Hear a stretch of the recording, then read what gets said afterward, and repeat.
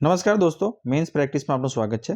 તો આજે આપણે એક ઇમ્પોર્ટન્ટ ક્વેશ્ચન જોઈશું. ક્વેશ્ચન છે કે ભારતનું ચૂંટણી પંચ એટલે કે ઇલેક્શન કમિશન ઓફ ઇન્ડિયા એ ભારતમાં મુક્ત અને નિષ્પક્ષ ચૂંટણીઓ યોજવા માટેની મુખ્ય સંસ્થા છે. જો કે એવી માંગણીઓ છે કે ચૂંટણીના વધુ સારા સંચાલન માટે ઇલેક્શન કમિશન ઓફ ઇન્ડિયાને વધુ નિયમનકારી સત્તાઓ આપવી જોઈએ. તમે સહેમત છો? ચર્ચા કરો.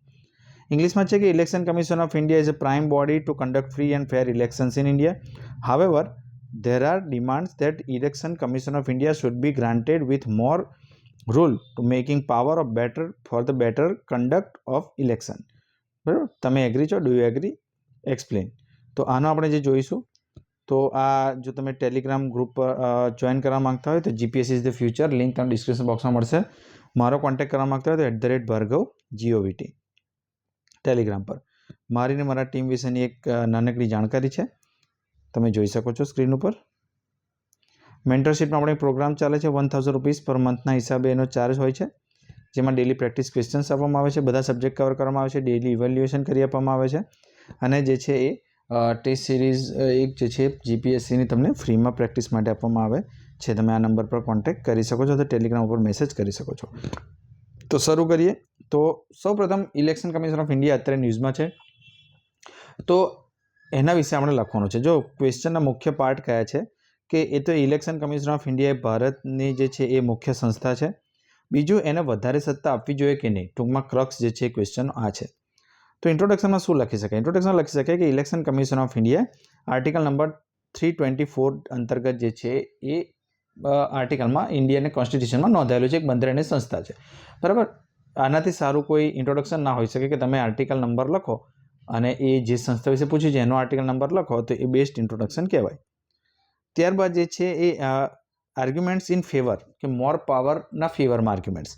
તો ફેવરમાં છે કે ટુ કર્બ ધ ઇલેક્ટોરલ માર પ્રેક્ટિસીસ, એટલે કે જે ઇલેક્શનમાં ગેરવર્તણૂક થાય છે, જેમ કે મસલ પાવરનો ઉપયોગ થાય છે, બળજબરીપૂર્વક જે છે ફોર્મ કેન્સલ કરવામાં આવે છે, અથવા જે છે એ જબરજસ્તી જે છે એ વોટિંગ કરતાં રોકવામાં આવે, તો એ બધી જે વસ્તુઓ છે એ જ્યારે ઇલેક્શન કમિશન ઓફ ઇન્ડિયા જોડે વધારે પાવર હોય તો એને રોકી શકે છે.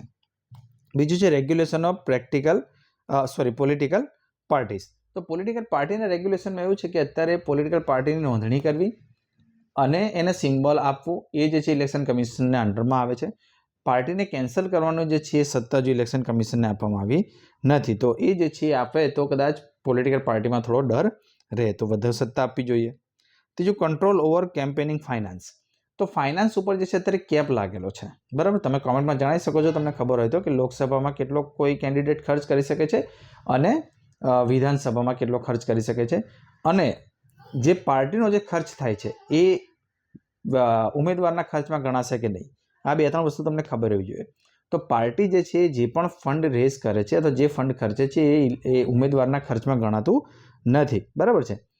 ઇનકેસ કે જ્યારે એનો નામથી પ્રચાર કરવામાં આવે અથવા જનરલ પ્રચાર કરવામાં આવે તો એના નામ પર ગણાતું નથી. તો એમાં જે છે એ બ્લેક મનીનો ઉપયોગ થાય છે. જેટલી લિમિટ સેટ છે એના કરતાં વધારે ઉપયોગ થાય છે. એને કારણે જે સામાન્ય વ્યક્તિ કે જેને કોઈ બેકિંગ નથી એ જે છે એ એમાં પાર્ટિસિપેટ કરી શકતું નથી. ચોથું છે effective enforcement of model code of conduct. તો જે આદર્શ આચાર સંહિતા છે, બરાબર, તો એનું જે છે અમલીકરણ પ્રોપર રીતે થાય. આજકાલ સોશિયલ મીડિયા ઉપર છેલ્લા ટાઈમ સુધી પ્રચાર ચાલુ હોય છે, તો એને કર્વ કરવા માટે વધારે ટેકનોલોજીની જરૂર પડે, વધારે નિયમોની જરૂર પડે, વધારે સત્તાની જરૂર પડે. તો એ ઇલેક્શન કમિશન જો વધારે સત્તા હશે તો એ કામ કરી શકશે.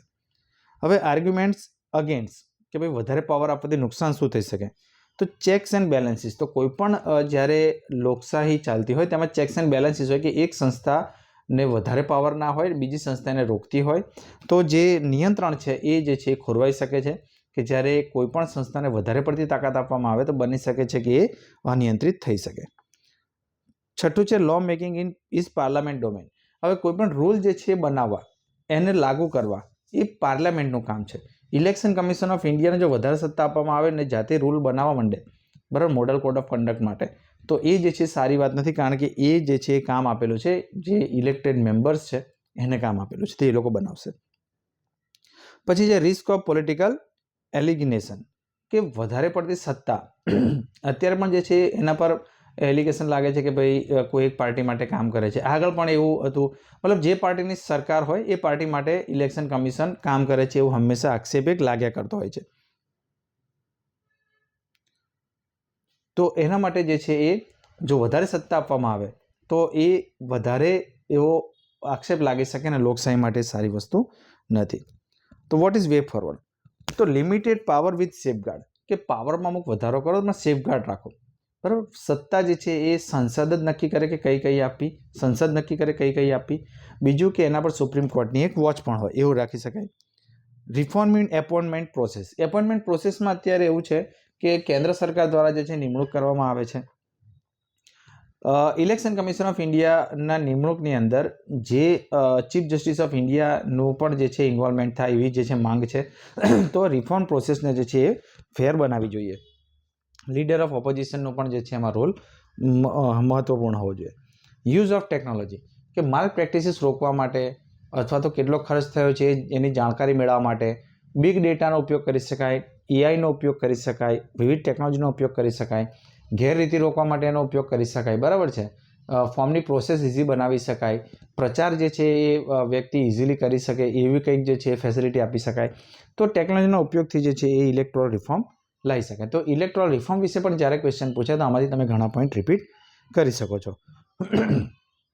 કન્ક્લુઝન છે કે ભાઈ ફ્રી એન્ડ ફેર ઇલેક્શન જે છે એ એક ડેમોક્રેસીનો ફંડામેન્ટલ પાર્ટ છે અને ઇલેક્શન કમિશન ઓફ ઇન્ડિયા એને જાળવી રાખે એ જે છે એ ખૂબ જરૂરી છે. અને ફ્રી એન્ડ ફેર ઇલેક્શન થવા જરૂર નથી, થતાં દેખાવા પણ જરૂરી છે. લોકોમાં પણ એવું લાગવું જોઈએ કે ઇલેક્શન ફ્રી અને ફેર મેનરમાં થયા છે.